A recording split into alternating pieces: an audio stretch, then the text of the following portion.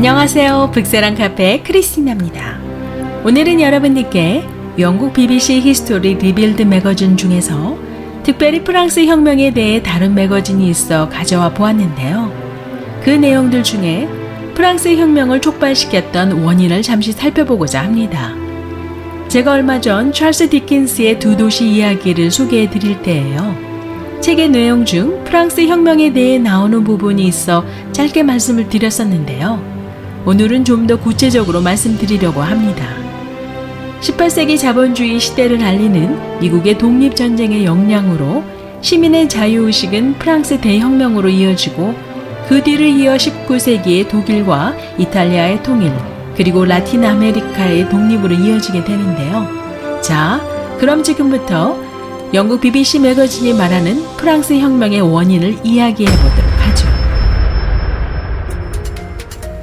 프랑스 혁명은 18세기 말 과종한 세금과 폭정에 시달리던 가난한 민중들이 프랑스 사회 특정 계층의 사치와 낭비를 일삼았던 왕정을 무너뜨린 시민혁명이라고 할 수 있는데요. 이로써 프랑스의 구체제가 무너지고 공화정으로 국가체제를 바꾸는 과정 가운데요. 불안한 정치 상황이었지만 민주주의 발전에 큰 역할을 했습니다. 또한 프랑스 혁명은 정치 권력이 왕족과 귀족에게서 자본계급으로 옮겨졌던 의미 있는 사건이라고 할 수 있는데요. 이러한 프랑스 혁명을 촉발시키는 데 영향을 주었던 원인 중 하나는 혁명이 일어나기 전까지의 나라 안의 재산 시스템을 둘 수 있습니다.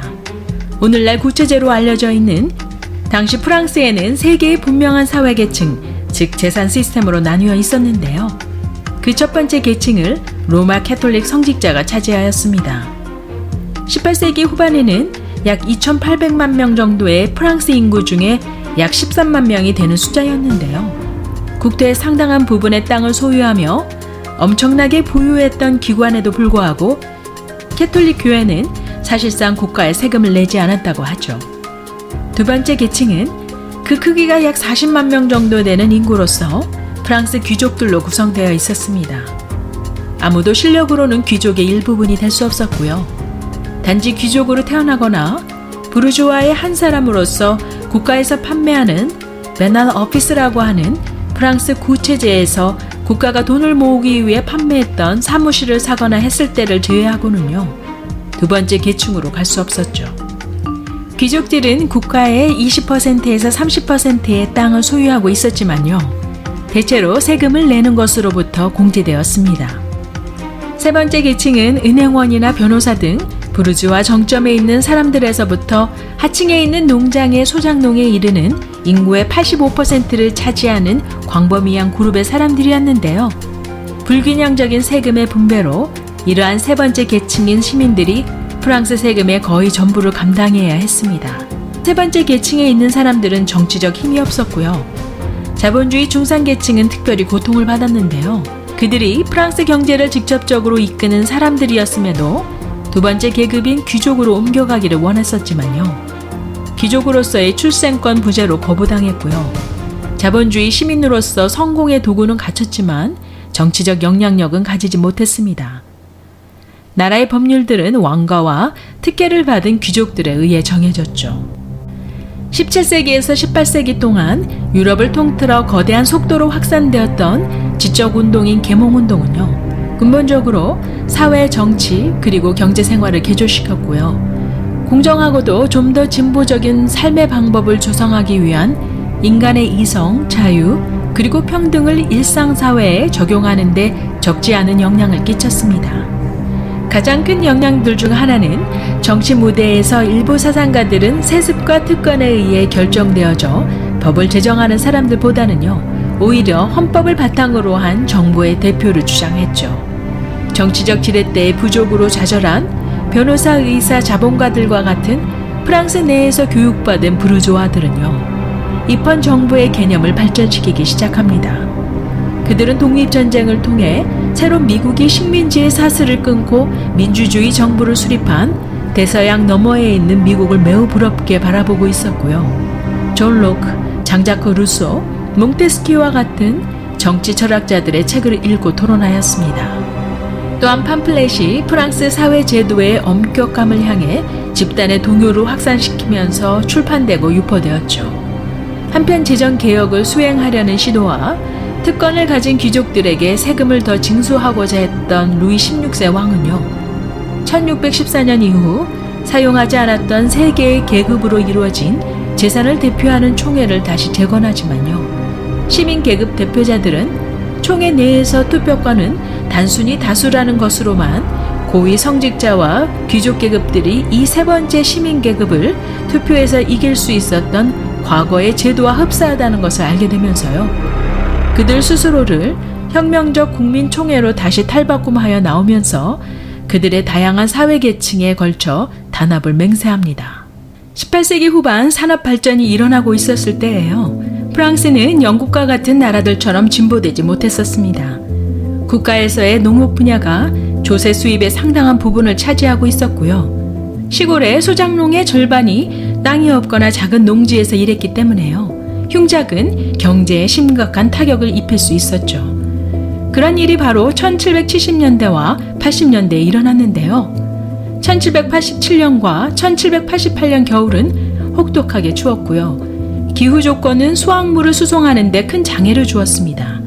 주변 나라들의 식량은 많은 양의 눈과 강이 얼어버려 도로가 폐쇄되는 동안에 기온이 급격히 떨어져 저장된 곡식들이 파괴되었죠. 더 안 좋았던 것은 봄이 되어 눈이 녹았을 때 농부들은 농지가 물에 잠기게 된 것을 발견하게 되었던 것이었는데요. 이러한 농촌의 상태는 밀가루 가격의 급격한 인상을 가중시켰고요. 따라서 빵의 가격이 치솟았죠. 실제로 빵은 일용직 노동자들이나 소작농들에게 빵 하나 사는 것이 이제 하나의 비싼 음식이 되었습니다. 가격이 치솟았을 때 실제 임금은 25%나 떨어져 사회 전반적으로 무엇인가 변화가 필요했죠. 프랑스 혁명에 앞서 수년간 프랑스의 경제는 파산에 가까운 위태로운 국가가 되었습니다. 독립전쟁 중인 미국을 지원한 비용이 무려 13억 리브르, 당시 프랑스 연간 수입의 2배가 되는 금액이었고요. 앞서 영국과의 7년 전쟁에서 18억 리브르, 그리고 오스트리아의 왕이 후계자를 놓고 벌였던 전쟁에서 10억 리브르라는 금액을 지불한 프랑스는요, 국제 무대에서 중요한 역할로 남고자 하는 희망은 대단히 잘못된 세금 제도로 인해 종전과 같이 요구하는 만큼의 수입을 거둬들이지 못했습니다. 개혁이 시급했지만요, 여전히 사회의 제1계층인 성직자들이나 제2계층인 귀족들은 세금을 내는 대상에서 면제되었죠. 급기야 프랑스의 국가부채는 40억 리브르에 이르게 되고요. 국가은행이 없는 프랑스 정부는 영국과 같은 거의 2배의 높은 이자를 받았던 사설기관들에 의존해야 했습니다. 이러한 재정의 재앙을 막기 위한 유일한 방법은 오직 높은 세금을 거둬들이는 것이었는데요. 루이 16세는 계속해서 세금 제도의 개혁을 통해 수입을 끌어올리려는 시도를 바로 세금으로부터 자유로운 귀족 계급을 통해 거둬들이기를 원했고요. 의회를 통해 반격을 반복하면서 1787년 교착 상태를 타개하려는 의도에서 귀족들의 총애를 다시 언급하지만요, 그러한 특권 계층의 사리사욕이 국익과 교착 상태로 남겨진 국가의 무게보다 훨씬 더 무거웠습니다.